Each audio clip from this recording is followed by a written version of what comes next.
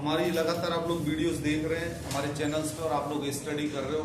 हमारा YouTube channel doctor Akhilesh Sharma, हम एक दूसरी नेक्स्ट वीडियो के साथ आए myocardial infarction for our academic students. Myocardial infarction cardiac system का एक डिजीज है। हमने एंजाइना पेक्टोरिस पढ़ लिया, उसके बाद अब हम इस वीडियो के अंदर बात कर रहे हैं मायोकार्डियल इन्फार्क्शन। ये शब्द, this word is telling myocardial means myocardium क्या है बेटा? मायोकार्डियम जो हार्ट की लेयर है। इन्फार्क्शन मीन्स होता है बेटा टिश्यू डेथ। इन्फार्क्शन का यदि आप स्पेलिंग आउट करोगे तो बेटा इसका मतलब होता है टिश्यू का डेथ होना। मीन्स मायोकार्डियम लेयर के टिश्यू की डेथ हो जाना एमआई कहलाता है। जब हम डेफिनेशन की बात करते हैं बेटा, तो necrosis of myocardial tissue due to inadequate blood supply known as myocardial infarction. समझ में? ये कॉमन टर्म है मायोकार्डियल इन्फार्क्शन के। अब दूसरी कंडीशन में जो एक्यूट एमआई होता है उसको हार्ट अटैक भी बोलते हैं। हमारे नॉर्मल में हार्ट अटैक हो गया, हार्ट अटैक आ गया मींस एमआई हो गया उसे। MI means myocardial infarction. Myocardial infarction means necrosis of myocardial layer tissues due to lack of blood supply. जब अब इसके कॉजेज की बात करते हैं बेटा, तो कॉजेज सेम हमारे एंजाइना के से कॉजेज है, सेम टू सेम वही है बेटा। सबसे पहले एथेरोस्क्लेरोसिस, एथेरोस्क्लेरोसिस के अलावा thrombus formation, spasm of the coronary artery, haemorrhage, stenosis of coronary artery. Stenosis means narrowing हो जाना, कोरोनरी आर्टरी का सकरा हो जाना जिससे कि ब्लड सप्लाई नहीं है, या हेमरेज हो गया, पूरा ब्लड लॉस हो गया। कार्डियक मींस हार्ट को आपको ब्लड नहीं मिल रहा, तो उसमें एमआई का अटैक आने के चांसेस रहते हैं। रिस्क फैक्टर्स जो ऑलरेडी हमने पढ़े, advancing age, obesity, hypertension, smoking, cardiac disease की हिस्ट्री, physical inactivity, diabetes mellitus, sex more common in males, और स्ट्रेस। स्ट्रेस बहुत बड़ा फैक्टर है हमारे एमआई के अटैक पैदा करने में या कार्डियक सिस्टम के डिजीज पैदा करने में। जब हम क्लिनिकल मैनिफेस्टेशन की बात आती है बेटा, तो क्लिनिकल मैनिफेस्टेशंस के अंदर आपको जो पहले बताया जाता है कि बेटा एंजाइना का पेन नाइट्रोग्लिसरीन की टैबलेट से रिलीव हो सकता है, लेकिन एमआई के अंदर जो पेन होता है वो नाइट्रोग्लिसरीन की टैबलेट से रिलीव नहीं होगा। ये डिफरेंस है एंजाइना और एमआई के डिफरेंस पेन के अंदर। इसके अंदर वही हमारे हार्ट के अंदर sensation, squeezing, crushing, chest pain, tightness, ये हमें फील होता है। इसके अलावा नाइट्रोग्लिसरीन से पेन रिलीव नहीं होता है, पेन की इंटेंसिटी सीवियर होती है। पेन हमारा मैंने आपको बताया mainly radiate to left arm to lower jaw, back, right arm and neck. इसके अंदर ये पेन पाया जाता है, मींस आपको मायोकार्डियल इन्फार्क्शन हो रहा है। इसके बाद आपके इसके कारण जो सिम्टम्स होते हैं, dyspnoea, shortness of breathing shortness हो रही है आपको, nausea, vomiting, diaphoresis means excessive sweating. कई बार ये टर्म आती है बेटा DIAPHORESIS। डाइफोरेसिस का मतलब होता है बेटा एक्सेसिव स्वेटिंग, मींस ज्यादा से ज्यादा पसीना आ जाना, क्या कहलाता है? डाइफोरेसिस। इसके बाद पैल्पिटेशंस होगा। पैल्पिटेशन मींस हमारे कार्डियक जो हमारा हार्ट काम कर रहा है या जो कर रहा है वो हमें फील होगी, साउंड उसकी। एक्सट्रीमिटीज कूल हो जाएंगी, पेलर हो जाता है शरीर, साइनोसिस हो जाता है, फटीग, कमजोरी फील होती है, बॉडी टेम्परेचर बढ़ जाता है और एंजाइटी फील होती है। ये क्लिनिकल मैनिफेस्टेशन है हमारे मायोकार्डियल इन्फार्क्शन में। तो आप लोगों को ये सारे क्लिनिकल मैनिफेस्टेशंस आने चाहिए बेटा। मेडिकल सर्जिकल के अंदर कोई भी डिजीज पोर्शन को आप पढ़ते हो, यदि उस डिजीज की डेफिनेशन और उसके बारे में थोड़ा सा क्राइटेरिया आपके माइंड में सेट है तो डिजीज को आप सारे को कवर कर लेंगे। पैथोफिजियोलॉजी सेम टू सेम इसकी होगी, जैसे एंजाइना पेक्टोरिस में हमने डिस्कस किया। Angina pectoris means due to any cause. अब कॉज ये सारे लिख सकते हो आप, advancing age, atherosclerosis, obesity, cholesterol level, haemorrhage, stenosis of coronary artery, ये कोई भी cause due to any cause. नीचे आप 2-3 कॉज लिख दो, उससे और 4 चांद लग जाएंगे। उससे क्या होगा? थ्रोम्बस एम्बोलस फॉर्म हो जाएगा, मींस क्लोट फॉर्म हो गया। सिंपल भाषा में क्लोट फॉर्म लिख दो, जिसके कारण ब्लड सप्लाई कम हो जाएगी, जिसको इस्चीमिया बोलते हैं। ये इस्चीमिया क्या करेगा?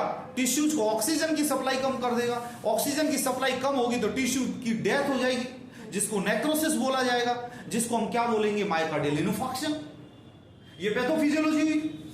जब डायग्नोसिस की बात करते हैं बेटा, तो मैंने आपको सबसे पहले बताया कि कोई भी कार्डियक सिस्टम के डिजीज को डायग्नोसिस करने से पहले उसका क्या करते हैं हम, पहला तो उसका आता है बेटा क्या, डायग्नोसिस ऑफ कार्डियक सिस्टम के डिजीज के लिए पहला हिस्ट्री टेकिंग, दूसरा फिजिकल एग्जामिनेशन, तीसरा क्लिनिकल सिम्टम्स ऑफ पेशेंट, चौथा क्या हो जाएगा, ECG, echocardiography, blood test, angiography, blood test के अंदर complete blood count, Hb, TLC, DLC ESR, treadmill वाला कर सकते हो बेटा, लेकिन पहले तो इसके अंदर जो एग्जामिनर की जो डिमांड होगी, ईसीजी, इलेक्ट्रोकार्डियोग्राफी और एंजियोग्राफी, ये उस एग्जामिनर की डिमांड होगी। उसके बाद आप position emission tomography, PET scan करवा सकते हैं, इकोकार्डियोग्राफी करवा सकते हैं, एमआरआई करवा सकते हैं, कोरोनरी एंजियोग्राफी करवा सकते हैं बेटा, एंजाइम्स के आप टेस्ट करवा सकते हैं, कार्डियक एंजाइम्स के। अब जब कॉम्प्लिकेशंस क्या क्या हो सकते हैं मायोकार्डियल इन्फार्क्शंस के, डिसरिदमिया, रिदम बिगड़ सकती है आपके हार्ट की, उसके बाद हार्ट फेलियर हो सकता है, कार्डियोजेनिक शॉक हो सकता है, जब आपका कार्डियक फंक्शन करना बंद कर दे, कार्डियोजेनिक शॉक, कार्डियक जब आपका फंक्शन करना बंद कर दे, जिसके कारण आपके बॉडी के अंदर ब्लड सप्लाई नहीं होगी, और ब्लड सप्लाई नहीं होगी तो इस्कीमिया हो जाएगा, जिससे आपकी बॉडी शॉक में जा सकती है। इसको बोलते हैं cardiogenic shock, pulmonary oedema, pulmonary embolism, myocardial rupture, sudden death, mitral valve insufficiency और ventricular septal defect. Means ventricle जो दोनों हमारे राइट वेंट्रिकल और लेफ्ट वेंट्रिकल पाते हैं, इनके बीच में जो सेप्टम होता है उसके अंदर डिफेक्ट हो सकता है। ये कॉम्प्लिकेशंस है इसके, दोनों एट्रियमों के बीच में कॉम्प्लिकेशंस हो सकता है। अब मेडिकल मैनेजमेंट, सबसे पहले जो कार्डियक पेशेंट आता है बेटा, आपको बिना आए सबसे पहले उसको ऑक्सीजन लगा देंगे पेशेंट को। आपका ऑक्सीजन उस पेशेंट की जान को बचा सकता है, आपको ऑक्सीजन लगा देनी है। उसके बाद सीपीआर, कार्डियोपल्मोनरी रिससिटेशन स्टार्ट कर देना है। Analgesics drugs such as morphine sulphate दे देनी है उसको। वेसोडाइलेटर्स ड्रग उसे प्रोवाइड कर देनी है, जैसे नाइट्रोग्लिसरीन। बीटा एड्रीनर्जिक जैसे atenolol, propanol. Calcium channel blockers जैसे डाइलिटीजेम या निकार्डिपिन, या एंटीप्लेटलेट एग्रीगेटिंग फैक्टर जैसे एस्टासेलिक एसिड। ये जो ड्रग्स हमने एंजाइना पेक्टोरिस में पढ़ी, इन ड्रग्स को आपको याद करना पड़ेगा जो हम इनमें प्रोवाइड करते हैं बेटा। एंजियोटेंसिन कन्वर्टिंग एंजाइम के अंदर रेमिप्रिल उसे देते हैं हम लोग। थ्रोम्बोलाइटिक मेडिकेशन, स्ट्रेप्टोकाइनेज, एंटीकोगुलेटिंग हेपेरिन, ये सारे ड्रग्स हम एंजाइना पेक्टोरिस में भी देते हैं। ये ड्रग्स यहां भी देंगे, मिट्रल वाल्व स्टेनोसिस में देंगे। मींस यदि आपने इसका ड्रग मैनेजमेंट किसी एक डिजीज का पढ़ लिया, तो आप ये सारा ड्रग मैनेजमेंट कार्डियक सिस्टम के किसी भी डिजीज में लिख सकते हो। समझ में बेटा? इसके बाद इसके फंक्शंस लिखे हुए वो मैं आपको डिटेल शेयर कर दूंगा। नर्सिंग मैनेजमेंट के अंदर जब बात आती है बेटा, सबसे पहले पेशेंट की कंडीशन को असेस करना है, वाइटल साइंस चेक करना है, हेल्थ स्टेटस चेक करना है, पेन कहां हो रहा है वो देखना है, सीवियरिटी ऑफ क्लिनिकल मैनिफेस्टेशंस देखना है, ब्रीदिंग पैटर्न कैसा है उसका वो देखना है, urinary output, ABG analysis, physical activity, anxiety level, nutrition level और knowledge level regarding disease process, ये हमें चेक करने हैं। इमरजेंसी केयर के अंदर सबसे पहले हम पेशेंट को आर्टिफिशियल ऑक्सीजन प्रोवाइड करेंगे, काम and cool comfortable environment provide करेंगे, पेशेंट को आईसीयू शिफ्ट करेंगे, एनाल्जेसिक्स उसे प्रोवाइड करेंगे, पेशेंट को सारी मेडिकेशंस जो थ्रोम्बोलाइटिक ड्रग्स और जो उसका ट्रीटमेंट बनता है वो हम ट्रीटमेंट प्रोवाइड करेंगे। और यदि कोई डॉक्टर सीपीआर दे रहा है तो हम उसे सीपीआर में असिस्ट करेंगे, क्योंकि वो यदि सीपीआर देते हुए थक जाए तो हमें सीपीआर देना चाहिए। आजकल सीपीआर की ट्रेनिंग के लिए गवर्नमेंट बीएलएस और एसीएलएस कोर्स, बेसिक लाइफ सपोर्ट और ACS advance life support system की ट्रेनिंग हर एक हेल्थ केयर प्रोफेशनल्स, यहां तक कि पुलिसमैन, यहां तक कि ड्राइवर, सबको प्रोवाइड कर रहे हैं, क्योंकि हम हार्ट अटैक से किसी की जान बचा सकते हैं यदि हम वहां पर किसी पेशेंट को at the time of attack यदि सीपीआर दें तो। Do not leave the patient alone, patient को अलोन नहीं छोड़ना है। बात आती है जब डायग्नोसिस की, तो सबसे पहले वही डायग्नोसिस आपको याद करने, chest pain related to disease condition, impaired gaseous exchange related to myocardial ischemia, decreased cardiac output related to myocardial ischemia और risk of core complication to related to disease process। बेटा ये जो आपके जो ये डायग्नोसिस बनाए, इनका जो मैनेजमेंट अंदर से, इन मैनेजमेंटों में आप क्या करोगे, ये नोट्स मैं आपको प्रोवाइड कर दूंगा, ये डिटेल में आपको पढ़ लेना है।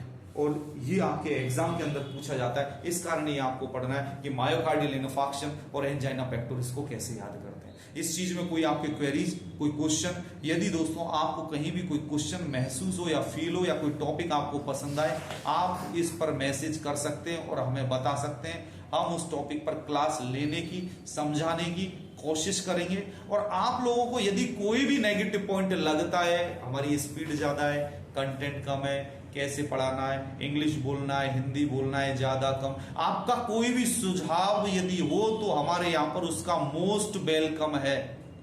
We will not feel pain related to your negative comments, not negative comments, your advice. हम आपकी एडवाइस को हमारे सर पर लेंगे और उसको हम इंप्रूव करने की कोशिश करेंगे। आपकी एडवाइस की हमें बहुत मोस्ट वेलकम है। आपकी एडवाइस से हम और इम्प्रूव करेंगे और अच्छा करेंगे। और अच्छे करने के लिए आप लोग भी इस चैनल को डॉक्टर अखिलेश शर्मा को सब्सक्राइब करें, शेयर करें और दोस्तों को बता दें। Thank you so much.